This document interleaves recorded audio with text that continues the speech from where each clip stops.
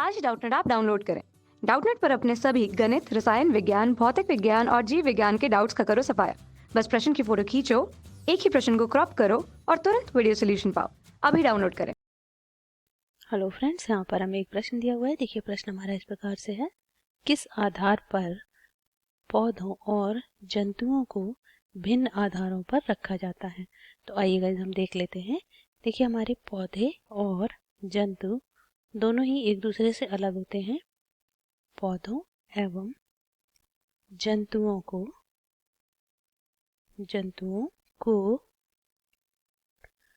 अलग रखने का आधार, अलग या भिन्न भिन्न रखने का आधार क्या हो सकता है?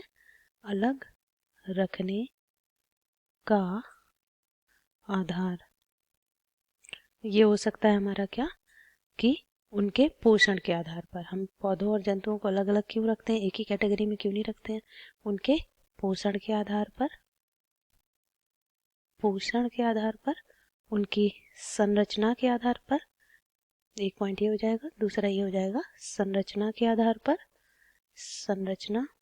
तीसरा पॉइंट ये हो जाएगा उनके भोजन ग्रहण करने के आधार पर, भोजन ग्रहण करने के आधार पर। और उनके कार्य करने के आधार पर। क्या हो जाएगा? कार्य करने के आधार पर। तो ये हमारे क्या हो सकते हैं? ये हो जाएंगे हमारे क्या, कुछ आधार जिन पर पौधों और जंतुओं को हमने अलग अलग किया है। अब देख लेते हैं पोषण कैसे अलग करेगा। देखिए जो पौधे होते हैं वो कैसे होते हैं? वो होते हैं हमारे स्वपोषी, मतलब अपना भोजन स्वयं बनाते हैं। और जंतु क्या होते हैं? परपोषी, पौधों द्वारा बनाए गए भोजन को ग्रहण करते हैं। तो यहाँ पर पौधे हमारे क्या थे? स्वपोषी। ये हो गया हमारा फर्स्ट सेंटेंस। और जंतु क्या है? परपोषी। परपोषी, कोई भी जंतु अपना भोजन स्वयं नहीं बनाता है। दूसरा हो जाएगा संरचना। संरचना की बात करें तो जंतु कोशिका और पादप कोशिका भिन्न भिन्न होती है। पादप कोशिका में क्या होती है? इसमें होती है हमारी कोशिका भित्ति। क्या पाई जाती है? कोशिका भित्ति। और जबकि ये जो हमारी जंतु कोशिका है, इसमें कोशिका भित्ति नहीं पाई जाती है। इसके स्थान पर इसमें क्या होता है? तारक काय पाया जाता है। देख लेते हैं, ये उनकी हो गई क्या, संरचना। तीसरा हमारे पास है भोजन ग्रहण करने। भोजन ग्रहण करने के लिए, भोजन में पोषण के लिए, ये दोनों एक ही बात हो गई। यहाँ पर भोजन ग्रहण करने में ये कैसे थे? सारे के सारे स्वपोषी थे, खुद निर्माण कर रहे थे अपना भोजन। खुद निर्माण करना या खुद निर्माता है ये।